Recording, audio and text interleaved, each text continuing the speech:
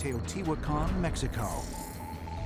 For 6 years, Mexican archaeologist Sergio Gomez has been performing an excavation of the ancient city's third largest pyramid, the Pyramid of Quetzalcoatl, which dates back to the 2nd century AD. Gomez has uncovered numerous relics in the course of his excavation, but on this date, he discovered something completely unexpected in a chamber below the pyramid, large quantities of liquid mercury. You wouldn't want to put mercury down there just for the heck of it, because if you get too close to it or too involved with it, it's going to kill you.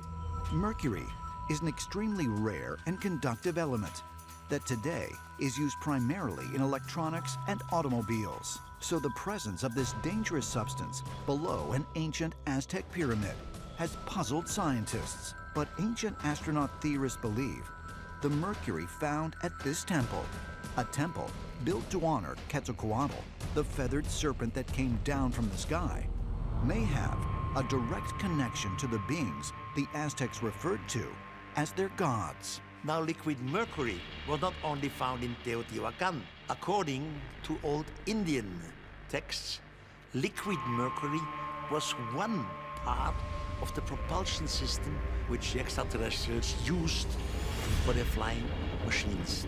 There are many legends that the Nazis themselves actually went through these Sanskrit texts in order to help them develop their own flying craft technology.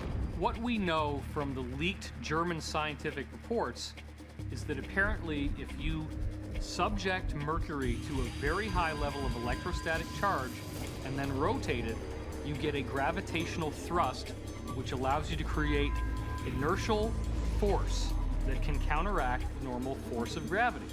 So the idea that we have references to Mercury in a chamber of the feathered serpent, one has to ask the question, what was this feathered serpent? According to the ancient astronaut theory, we are talking about physical craft that at some point were misinterpreted as living creatures. Could this incredible discovery of liquid mercury provide further proof that the feathered serpent was actually a spacecraft?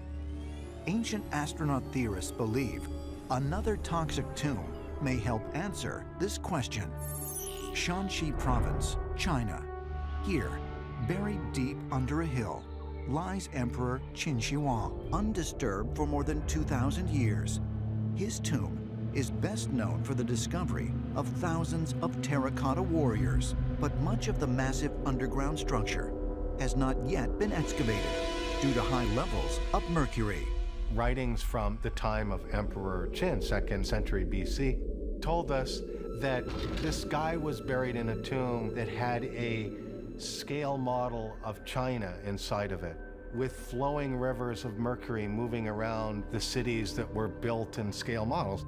Curiously, much like the Aztec story of Quetzalcoatl coming down from the sky, the Chinese say the ancestor of Qin Shi Huang, the Yellow Emperor, descended from the heavens on a dragon. According to some mythological accounts, the Yellow Emperor was riding around on a dragon when he saw the people of Earth in need, and so he descended from the heavens to help them. According to Chinese myth, after ruling for 100 years, the Yellow Emperor called for the return of the dragon. 70 different people from his own staff all got on board this dragon and flew away. The dragon is said to travel vast distances in short periods of time.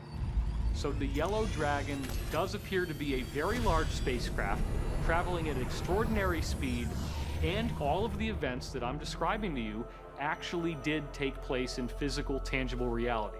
Liquid mercury is such an obscure substance. So how do we account for both the ancient Aztecs and the Chinese creating rivers of mercury in the tombs of some of their greatest figures, unless they know the hidden secrets of this substance, hidden secrets that were taught to them by extraterrestrials?